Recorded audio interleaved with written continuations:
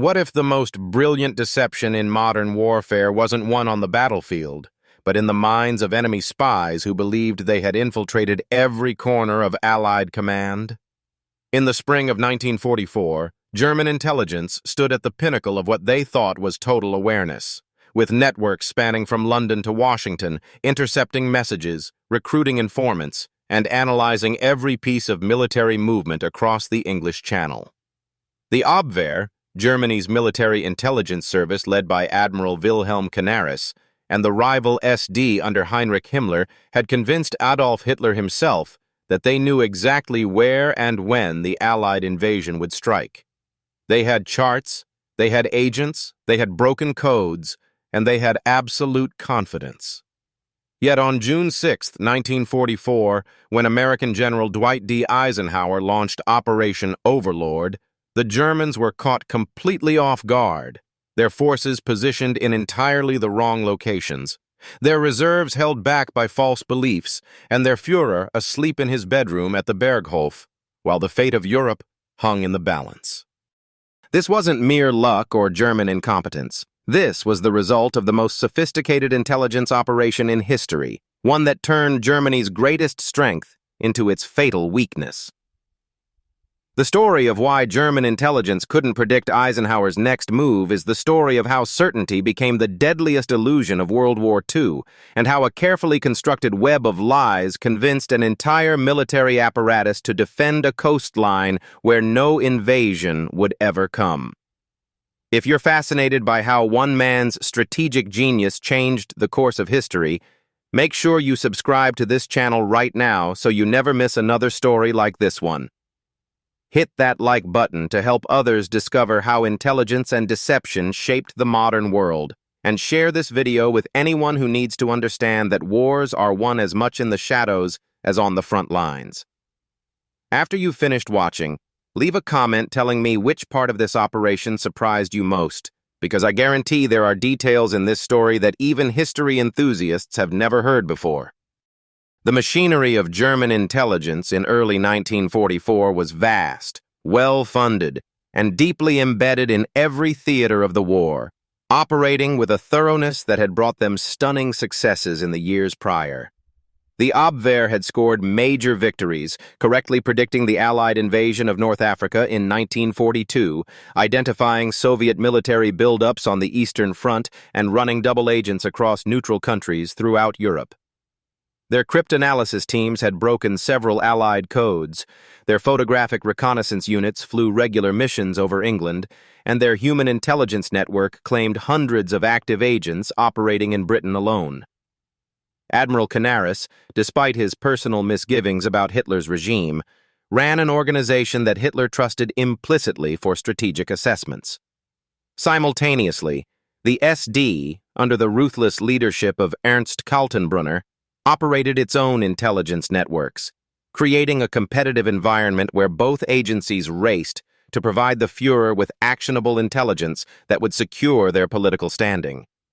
The German High Command had correctly identified that an Allied invasion of Western Europe was inevitable by early 1944, as the Eastern Front consumed increasingly unsustainable resources, and Stalin demanded a second front to relieve pressure on Soviet forces. Field Marshal Erwin Rommel, appointed by Hitler to oversee the Atlantic Wall defenses in late 1943, understood that Germany's fate would be decided in the first 24 hours of any invasion attempt. Rommel had studied the Allied amphibious operations in Sicily and Italy, and he knew that if the invaders could be thrown back into the sea immediately, the war in the West could be prolonged indefinitely, potentially forcing a negotiated peace. He threw himself into fortifying the French coastline with millions of mines, thousands of beach obstacles, reinforced bunkers, and concentrated artillery positions. But Rommel faced an impossible question that consumed his every waking hour. Where exactly would Eisenhower strike? The coastline from Norway to Spain stretched thousands of miles, and Germany simply didn't have enough divisions to defend every possible landing site with sufficient strength. Intelligence would have to provide the answer, and both the Abwehr and SD assured Hitler and his generals that they would deliver precise, reliable information about Allied intentions. What none of them realized was that their intelligence networks had been completely compromised, turned, and weaponized against them by British and American counterintelligence in an operation so audacious that its full scope wouldn't be revealed for decades after the war ended. The foundation of Germany's catastrophic intelligence failure was laid years before D-Day, beginning with the systematic capture and turning of every German agent who set foot on British soil from 1940 onward. The British Security Service, MI5, under the direction of Guy Liddell and the brilliant work of the 20 Committee chaired by John Masterman, had achieved something unprecedented in espionage history: the complete control of Germany's entire spy network in the United Kingdom. Through a combination of signals intelligence from Bletchley Park, which had broken the German Enigma codes, and meticulous counterintelligence work, MI5 identified every single agent the Abwehr inserted into Britain. Some were arrested and executed, but the most valuable were given a choice: work for Britain as double agents or face the gallows. One by one, they chose survival and became instruments of British deception. Juan Pujol Garcia, a Spanish anti-fascist who volunteered his services to British intelligence and was given the code name Garbo, became the centerpiece of this operation. The Germans knew him as Agent Alaric and considered him their most valuable spy in England, a man who had built a network of 27 fictitious sub-agents reporting on military installations, troop movements, and invasion preparations. Garbo's reports were so detailed, so convincing, and so apparently well-sourced that the Abwehr paid him generously and awarded him the Iron Cross, never suspecting that every word he sent was carefully crafted British disinformation. Alongside Garbo operated dozens of other double agents, each playing their role in a vast orchestra of deception conducted by British intelligence. Brutus, actually Roman Czernosky, a Polish Air Force officer, fed the Germans information about a fictitious 1st United States Army group, supposedly commanded by General George S. Patton, and massed in southeastern England directly across from the Pas de Calais.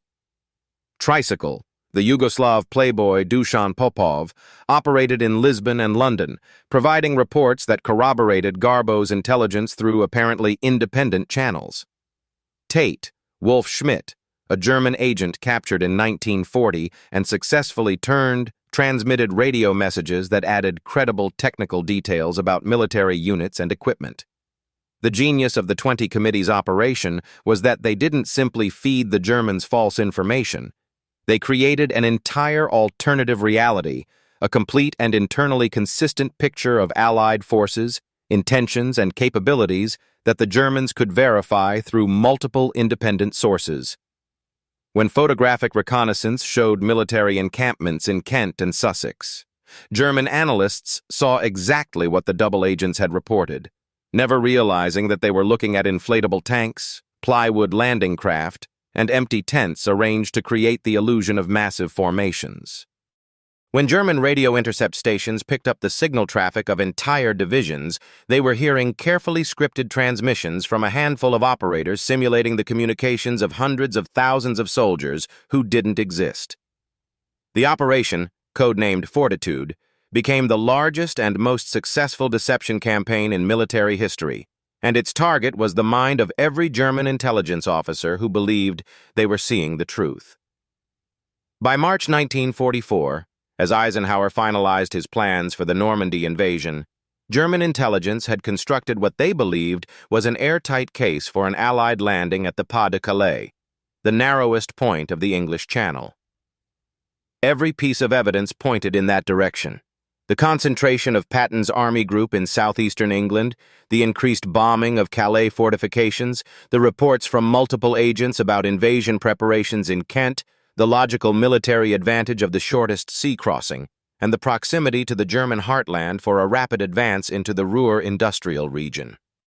On May 15, 1944, the Abwehr distributed an intelligence assessment to German military commanders that stated with complete confidence that the main Allied invasion would come at Calais, possibly accompanied by a diversionary operation elsewhere along the coast.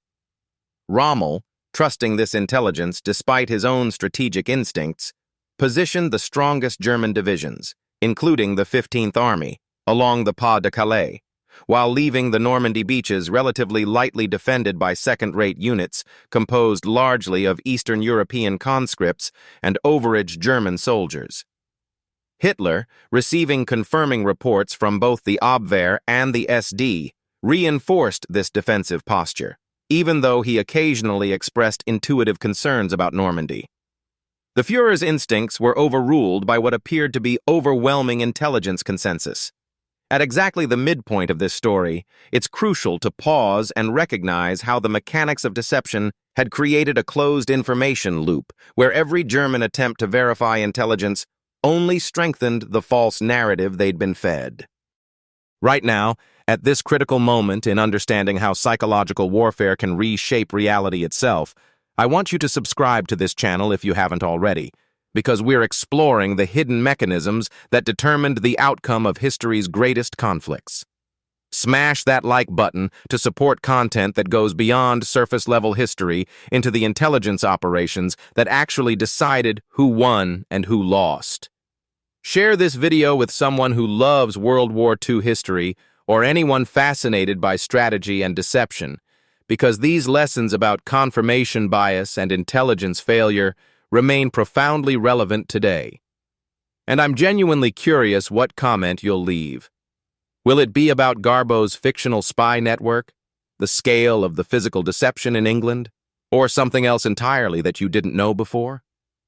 The week before D-Day represented the culmination of years of patient deception work, as the double agents intensified their reporting to convince the Germans that the invasion was imminent but would still strike at Calais.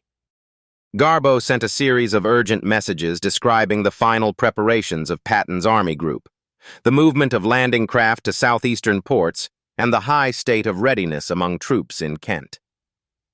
On June 5, 1944, just hours before the actual Normandy landings began, Garbo transmitted intelligence suggesting that unusual activity had been detected, but that the main force remained in the southeast. When the invasion began in Normandy on the morning of June 6th, German intelligence faced a critical decision. Was this the main attack, or was it the diversion their agents had predicted? The answer came from Garbo himself, who sent a message on June 9th that would determine the entire outcome of the battle. In that crucial transmission, authenticated by all the credibility Garbo had built over years of apparently reliable reporting, he informed the Germans that the Normandy landings were indeed a diversionary operation, and that the main invasion force under Patton would strike at Calais within days. The message reached Hitler at the Berghof, and despite the desperate pleas from commanders in Normandy for reinforcements, the Führer ordered that the 15th Army remain at Calais to repel the real invasion. For 7 critical weeks after D-Day, Hitler kept an entire army of over 150,000 men sitting uselessly north of the Seine River, waiting for an attack that would never come, while the Allied beachhead in Normandy expanded and consolidated.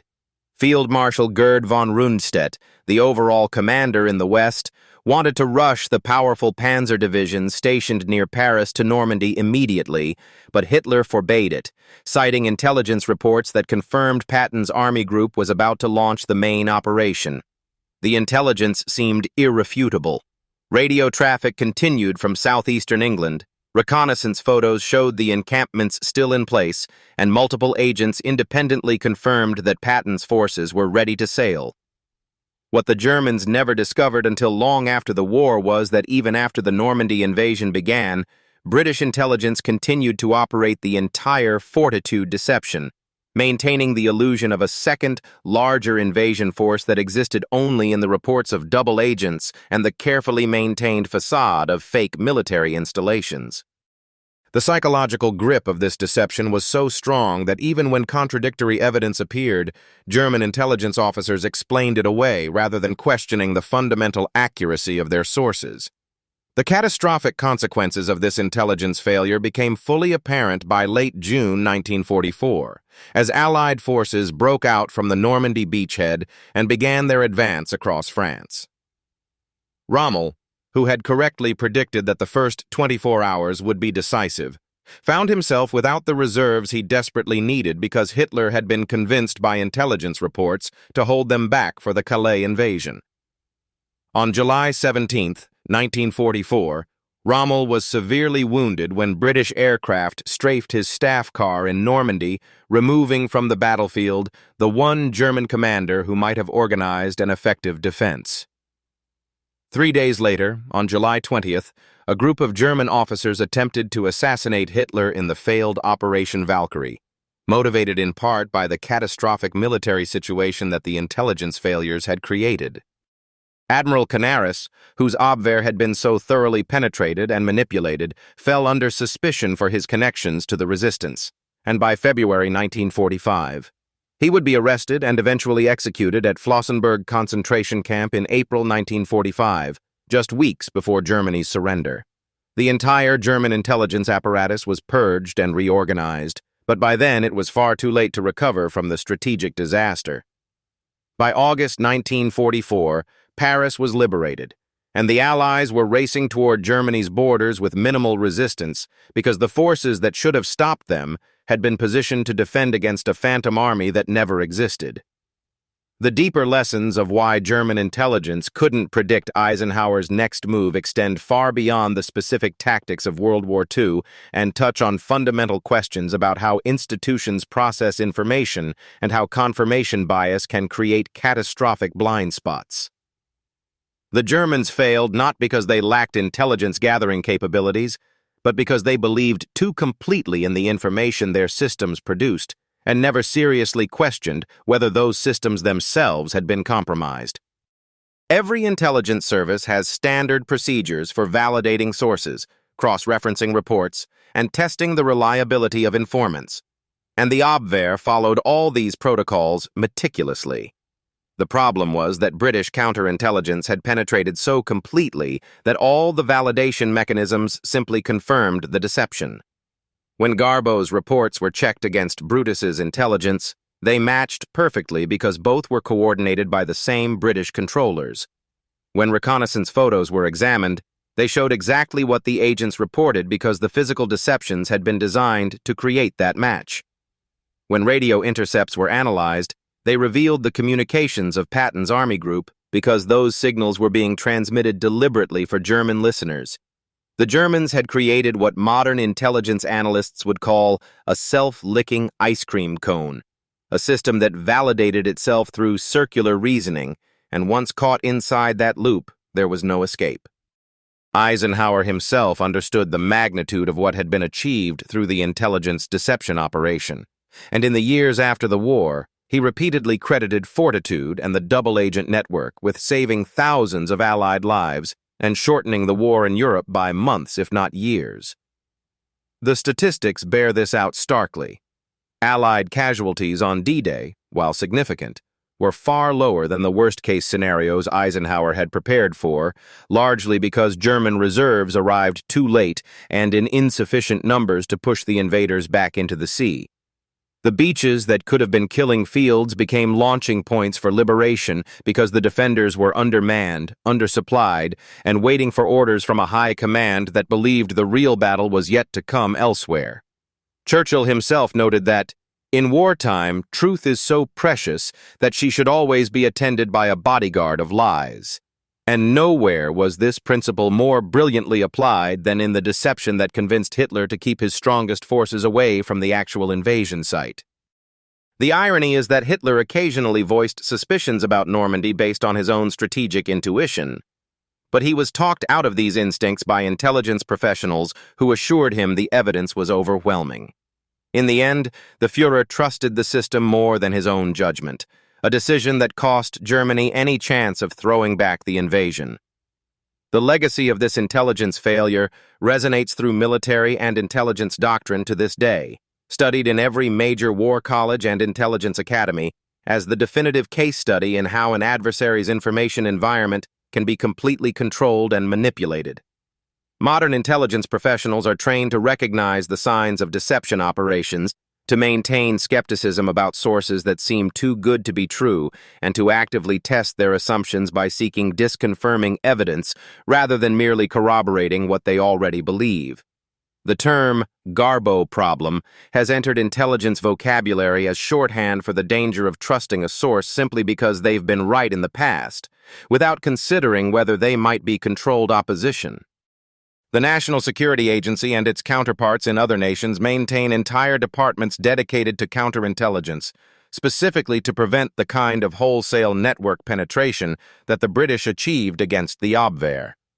Yet despite all these safeguards and all the institutional knowledge gained from studying the Fortitude operation, intelligence failures continue to occur in modern conflicts, suggesting that the fundamental human vulnerabilities that allowed the deception to work, the desire for certainty, the tendency toward confirmation bias, the institutional pressure to provide definitive answers remain as powerful today as they were in 1944.